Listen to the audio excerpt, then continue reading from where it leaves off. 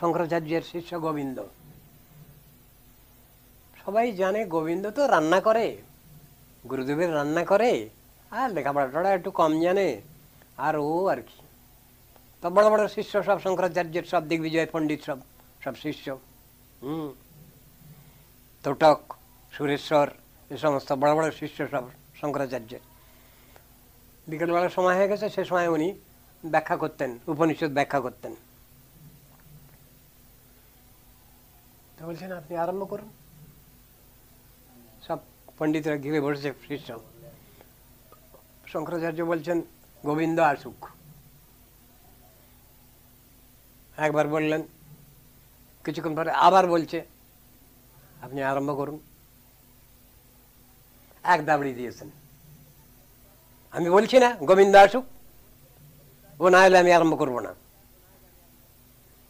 ওই যাকে এরা ঠাওরাচ্ছে বোকার শিষ্য, যাকে এরা ঠাওরাচ্ছে বোকার শিষ্য, ও কিছু জানে না, ও এলো না হলে তাতে কি বয়ে গেছে। শেষ করে এক দাবড়ি, গোবিন্দ না হলে আমি আরম্ভ করবো না। তারপরে গোবিন্দ গোদাবরী থেকে সব কাপড় চোপড়, গুরুদেবের কাপড় চোপড় সব ধুয়ে এনেছে, বাসন কোসন সব মেজে টেজে এনেছে। গোবিন্দ এসেছো? হ্যাঁ। তুমি সব ওগুলো সব রেখে ঠেকে আসো এখানে। ওগুলো সব কাপড় চোপড় মেলে দিয়ে, বাসন কোসন সব উল্টে রেখে দিয়ে তারপরে এসে দাঁড়িয়েছে। আজকে তোমাকে উপনিষদ ব্যাখ্যা করতে হবে, ছান্দোগ্য উপনিষদ। আজকে তোমাকে ছান্দোগ্য উপনিষদ ব্যাখ্যা করতে হবে। একটু চিন্তা করলো, কোনো চিন্তা নেই, তুমি সকলের সঙ্গে সামনে এখানে ব্যাখ্যা করো এই ভাষা শুনে বসে। যদি তোমার লজ্জা হয় আমি সরে যাচ্ছি।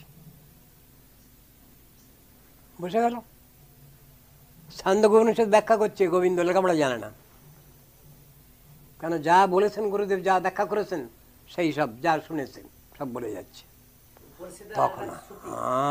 তখন সব যারা বড় বড় দিগ্বিজয়ী পণ্ডিত সব, তোটক, সুরেশ্বরাচার্য, এরা সব ওর কাছে পায়ে ধরে ক্ষমা চাইল।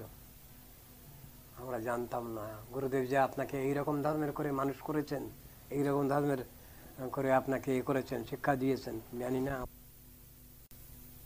তিনি বলছেন কথাটা, গুরুর অনুগ্রহে নেই অপমান পূর্ণ প্রশান্ত। তো কথাটা তো ঠিক। যাকে আমরা মনে করি যে ও লেখাপড়া জানে না, ও হয়তো কিছু বোঝে না, কিন্তু সে হয়তো সব থেকে ভালো বুঝে বসে আছে, তার হয়তো তত্ত্বজ্ঞান ঠিক ঠিক হজম হয়েছে।